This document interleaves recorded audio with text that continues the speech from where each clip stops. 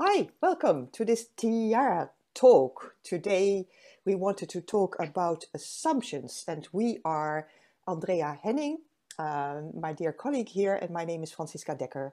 We are both in the Netherlands. We are both managing partners with Tiara International. And we want to talk about assumptions. How did we come to that topic? Why do we want to talk about assumptions today, Andrea? Yeah, why do we talk? Because I'm so irritated about all these assumptions. So I thought about it. Let me start it off with a personal story. A couple of months ago, my son told me that he would become a father, and the little one is born. Now it was not an easy thing, so we are all very happy that my little grandson is here. But what was striking was as soon as I told people like, "Oh, my son is going to have a baby," the first response from everyone was congratulations, and oh, how nice, and all these accelerated things. And I thought like, oh my God, I really have to get used to that. So my feeling about it, what it really meant for me, there was no room for that because everyone was just reacting in a certain way. And that really made me angry for quite some time. And when I tried to say something about it, like, yeah, I have to get used to it still. Then the next assumption was coming, like, yeah, but see, once the little one's here, then blah, blah, blah. So that was my concrete example. That made me thought about assumptions and how often we just assume something and we react from that assumption, and we have no idea whether that is really the reality of the person that is in front of us. So that's how this became a topic. And I would say that assumptions, and we make them all the time, but assumptions are the enemy of reality. What's the reality? What's really going on there? And then, because you know how I always like to go into the depth of any subject, I realized like, wow, it's actually us making assumptions is the pitfall that can make us feel lonely.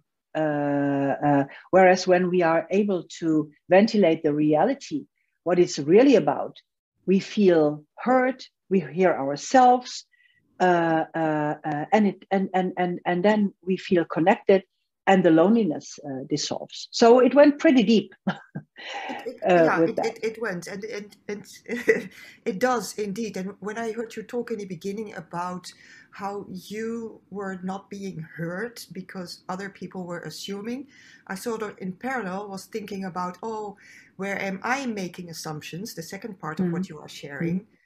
And I realized that where I do make assumptions, I also set myself up for a kind of a failure or for a kind of a negative emotion, unless, of course, my assumption becomes the truth. But I realized that with the assumption comes that sometimes it's a hope, and then the hope doesn't get, there's no delivery on the hope. And that comes with a feeling that's really, that pulls me down. And it's really me who's creating all of that. Because what's the truth? There's no truth. But it's then the mind and giving meaning to something and putting myself in a feeling place, which relates to a being place. And I realized, like, yeah, who am I with a less than good feeling? Still very nice, of course, but I come across very different, and I act differently, I get different results, and so forth.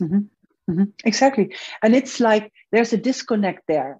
When the assumption is not what's really going on.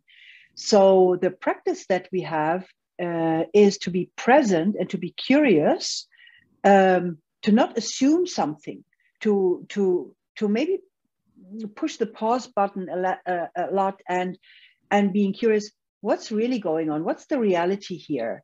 And it can be in relationship to ourselves. How do I really feel? and not making an assumption about yourself, how you would feel or experience something. So, but pause and how do I really feel? What do I really feel? And going into the truth.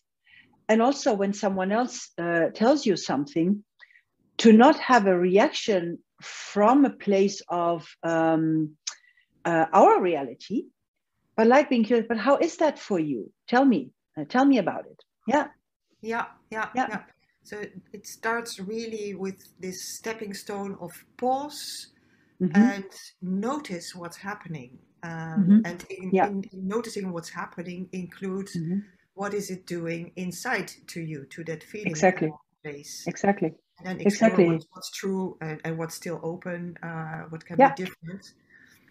And an additional step thereafter is that we can ask ourselves, like, how do we want to relate to this situation or this, what is at hand? Yeah, and that's very important because in all our lives, there is something that can really get to us. We have, and it's different for all of us. So when we know that we can pause, be curious, and then deliberately relate to something, it also doesn't get to us that then all of a sudden something becomes personal, or we take it personal. And then when we take something personal, we react from that place, and that is also always kind of a projection. So there's a lot of entanglement there. It starts with assumptions. It starts with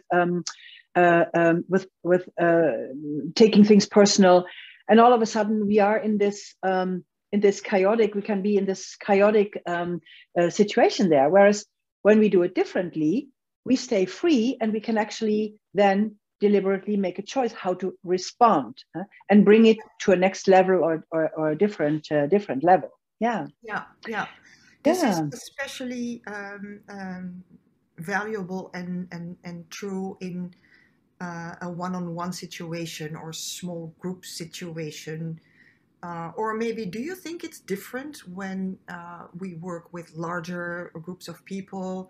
In leadership, for instance, when we work with a team, and it's impossible we have to make assumptions as leaders towards teams. Do we have to? I don't know. I think we need to realize that we are making assumptions and then putting them and then challenging them always. So when we are in a group, for instance, what you can do for yourself is when someone makes assumptions and you don't agree because it doesn't mirror the inside or how you really feel it, or it's more a nuance of that, make time and room, take space to express the nuance of how you feel, how it's really for you. And we can do that without saying but, or without getting into conflict. But we have sentences like, yeah, and how I feel it, how I really feel it is that. Or what is also true for me is that. So it is an add-on. You make space for yourself. You don't just go with the assumption of the other, but you also don't get into a confrontation and making the other wrong. Mm-hmm. Yeah. Beautiful. What I especially hear is stand strong in your own truth. And you do that through presencing, being present to what is, and taking nothing for granted. No thought, no expression, no feeling, nothing. Okay.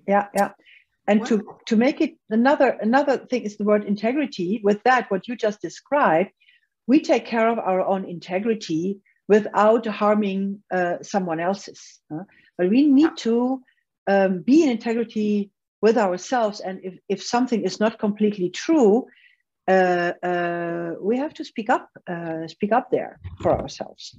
Yeah.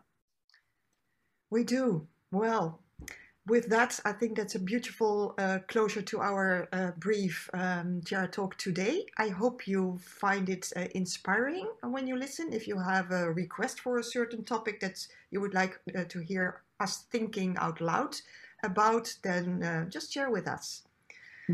Thank you for listening here, and till next